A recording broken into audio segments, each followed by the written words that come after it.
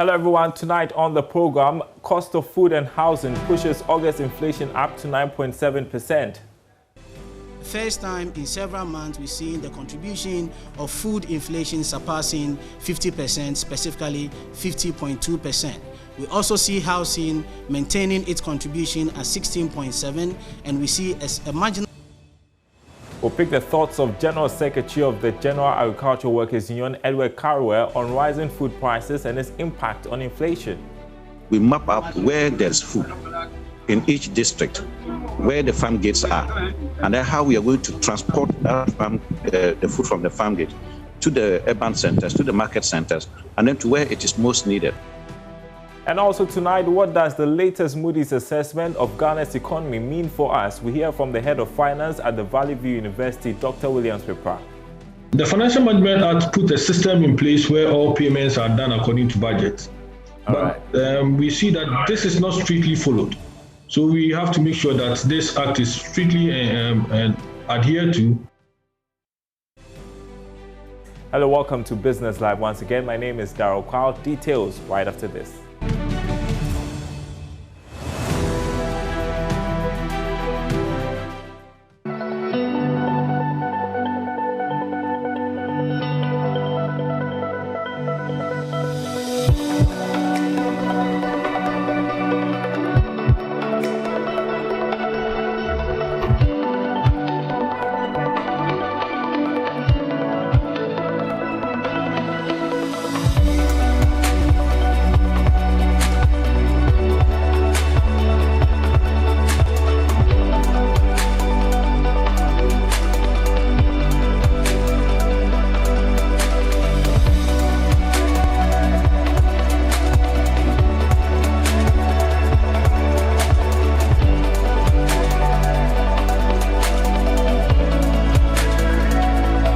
Welcome back, everyone. First up, the higher cost of certain foodstuff and housing pushed the rate of inflation for the month of August to 9.7%, an increase from 9% in July. There's more in this report.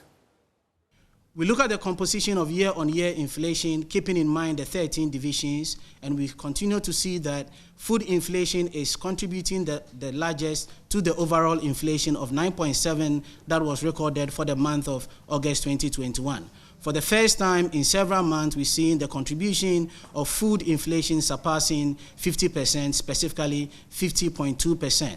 We also see housing maintaining its contribution at 16.7%, and we see a marginal dip in transport of about 0.3%, that is reducing from 14.3% that was recorded for the month of July 2021 and 14.0% recorded for the month of August 2021. Combining housing and food inflation, we are accounting for 2/3 of the overall inflation that was recorded for the month of August 2021, and combining food, housing, and transport for 1/5 of the overall inflation are drawn from these three divisions, with food 50.2%, housing 16.7%, and transport 14.0%. We do the disaggregation at the subclass level on a year-on-year basis and on a month-on-month basis, focusing on food, in the view that food is the major driver for the August 2021 inflation. From a year-on-year basis, we identify 7 subclasses that record food inflation higher than the overall average, that is the 10.9% that was recorded for the month of August 2021. And from the month-on-month basis, we identify 9 subclasses that do record food inflation, that do record inflation higher than the overall food inflation of 0.2%. Specifically, we see cocoa drinks and cereal products from both a year-on-year basis and a month-on-month basis leading on the chart of higher rates of inflation, specifically with 15.7% and 15.5% respectively for cocoa drinks and cereal products on a year-on-year basis, and 12.3% for cocoa drinks and 2.8% for cereal products on a month-on-month basis.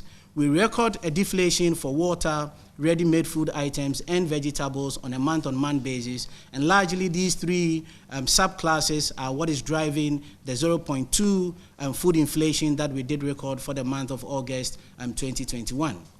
We do a trend analysis again by comparing food and non-food inflation on a year-on-year basis, and also do same on a month-on-month basis. For the second consecutive time, we see that food inflation has dominated non-food inflation with a wider gap of about 2.2%. All right, so that was actually a government statistician, Professor Samuel Kobnenim, addressing the press earlier today. Well, meanwhile, General Secretary of the General Agricultural Workers Union, Edward Carraway, says there's the need for a documented procedure to link foods to ready markets. He believes this would drive food-instigated inflation down. If we look at the basket, there are a number of things that actually constitute the food and the inflation, determine the inflation. And food is major. So if the prices of foodstuffs are going up continuously, certainly it will drive up inflation. And that is what is being reflected or is available for us to see. And I think that the statistician made it clear that it's a worrying situation and that this is not what we had expected.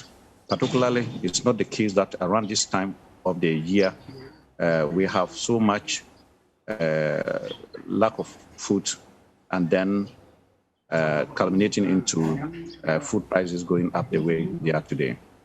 But when you look at the value chain, Mr. Carraway, of course, there are some hiccups there. From the farm gate to the market centers, what exactly can be done to address this matter of the food production value chain once again, so that it doesn't build up to the cost?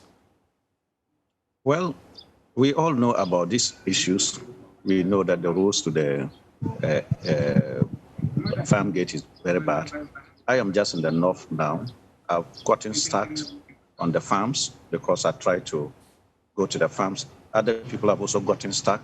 Even the tractors, which came to try to bring us out, also got stuck. So the routes to the farm gates are very bad.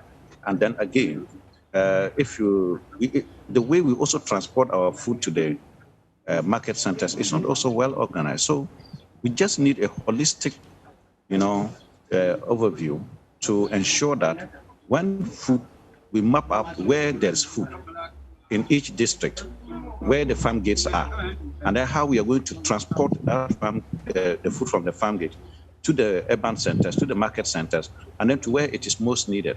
And that we will now know the challenges as they pertain in each case or in each district, in each region, and then we should address that. And once we do that, certainly we'll have a situation change. Well, away from inflation, Ghana will have to pay more interest to investors if it goes to the international market to borrow to finance the budget. According to Head of Finance at the Valley View University, Dr. Williams Pipa, the country's balance sheet is weaker because of very high debt. He has been reacting to international ratings agency Moody's assessment of Ghana, which kept our credit score at B3 and economic outlook at negative. I mentioned that 80% of especially the money that we have borrowed have gone into expenditure, and they are not, let me put it, recurrent expenditure, paying salaries and the rest. Government must make sure that once the revenue mobilization goes up, we put in a lot of strategies to reduce the excesses in making unnecessary payments. Though we have the Financial Management Act, which government must follow in making payment, but we see that there are some loopholes.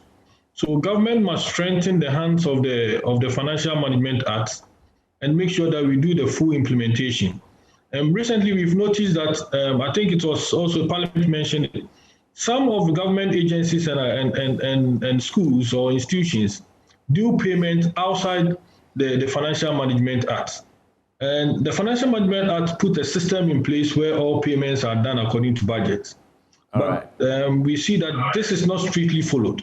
So we have to make sure that this act is strictly adhered to, and those in governance or in heads of institutions follow the Management Act of making payment. And the last one is procurement.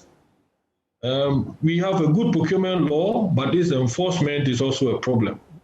So as a country, if you are not able to control follow the procurement law, and that is the only way to control the expenditure. There are two ways, procurement and budget. So the budget is handled by the Financial Management, and the Procurement Act also take care of that. So as a country, we have to make sure that we follow them. There's evidence of a lot of sole sourcing nowadays, and you cannot get value for money in such activities. And that is why we have high expenditure as well. And you're watching Business Live. Still to come, we'll bring you the Joy Business Van. We feature startup Woven Africa, widening access to Ghana's most valuable cloth, kente, through digital means.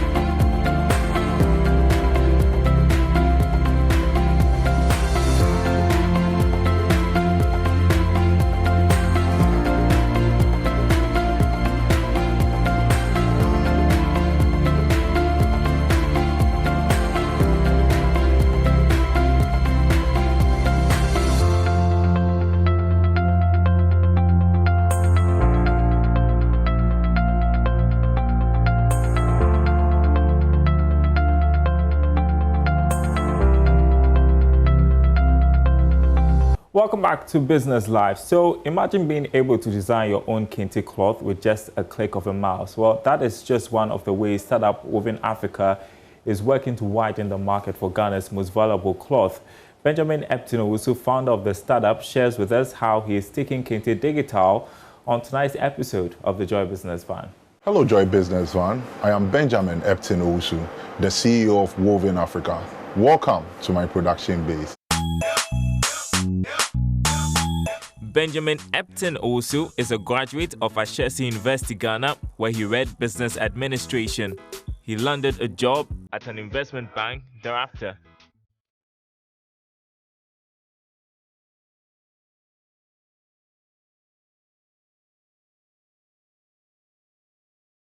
Benjamin then quit his job to take care of his mother's kente business, which was near collapse. The idea of Woven Africa started 2016-2017 when the government announced that they were going to pull down the old KJTR market to make way for the new structure they were putting up in Kumasi.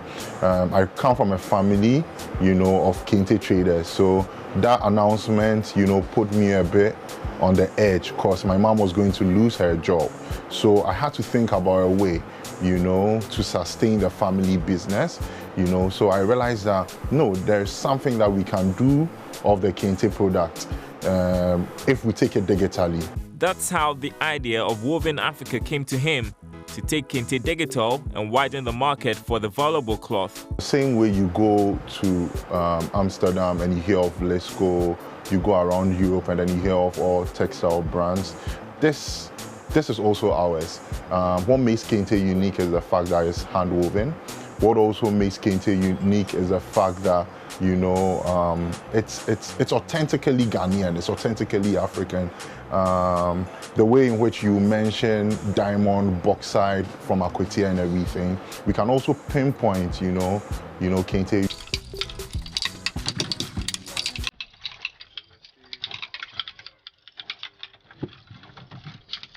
The hand-woven cloth strips of silk and cotton was historically worn by royalty among ethnic groups such as the Ashantis and Elwes in modern-day Ghana. Over time, it has become widespread to commemorate special occasions. Globally, it has become the design of academic stoles in graduation ceremonies.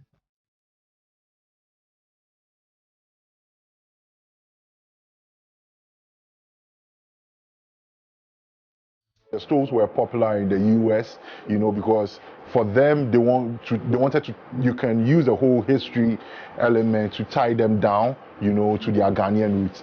But for the schools here, yes, it's readily available, so we don't cherish it that much. So you have to convince the headmistresses, let them know that, okay, this is something that if I add, it brands my school well, you know, and then also put some kind of like beauty to the students graduated. It was a challenge. Benjamin's quest to make the stoles popular in educational institutions here in Ghana paid off. He landed many contracts.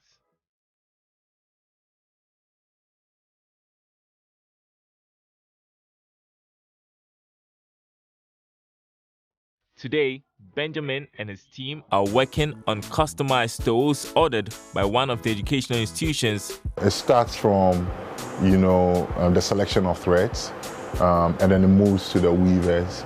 So after the weavers are done, you know, they bring me the stoles for me to work at the embroidery end and then fix the logos on it. Then after that, we package it neatly and then we deliver it to our clients. When we started, we had just one weaver. We had just one weaver, so we were able to produce just 5 in a day and then 35 in a week. But right now, we have 8 families that we are working with, 6 in the Ashanti, 6 in the Volta region, and then 2 in the Ashanti region. Yes, so right now, unlike the time we started where we were able to produce just 35 pieces, you know, within a week, now we can produce no less than 1,000 within a month. And then for a week we're able to produce about 100, you know, per weaver. And then also for about 2 weeks, we can get about 500, you know, from our weaving base. The level of interest in Woven Africa's products informed the creation of a website, wovenafrica.com, which saves buyers the hassle of roaming through town in search of kente, gives wider access to the international market, and also allows buyers to customize any kente design they want. We allow customers to interact with our web page, where you go on it, you design your kente pattern, get your kente designed, and then we work on it for you. So you don't have direct access, you know. You don't have to come to our office, you understand. You just interact with us digitally, and then we take it out from there, and then we get it produced. The influx of counterfeit kente prints, Benjamin says, is one of the biggest challenges for his business. It's indeed, you know, worrying us a lot, because sincerely, when, you know, they bring in these substandard products, we are not able to get work for our weavers, you understand, to do. And then also, aside that, the major challenge for this one has been capital. If we can get government, you know, turning its attention to the kente value chain, there's a lot more that we can do. Woven Africa's products are not just limited to stoles. The startup has ventured into apparels and recently head wraps. We've been able to take the kente fabrics to countries like the UK, to Denmark, to Canada, to the US, so many places on the globe. So I think in itself we've done well. We've been able to also add value to the kente by being able to connect these embroidery stitches, you know, to the kente cloth. But for the next 2 years, we need to increase presence in much more countries on the African continent, not just Europe, not just America, not just the other places. Aside that one too, we want to increase our weaving base so that at least we will be able to meet much more demand. Also, one thing that we are looking at doing is we've already started introducing new patterns, creating our own kente cloths that will be able to rival the textile coming in from the very colorful textiles coming in from what's the name, Amsterdam or the Netherlands. We feel we can do it. The kente movement is on, and Benjamin is glad to be spearheading it with Woven Africa. And finally, before we go tonight, we want to turn to Guinea, and questions have been raised regarding the impact of the coup there on trade and business between that country and its neighbors in the ECOWAS sub-region. While business development and international consultant Oheniba Kwame Dako believes the political instability in Guinea has dire effects. According to him, the coup could increase the cost of trade since the new military leader could restrict entry into that country. The coup leader said there's going to be a closure of the borders.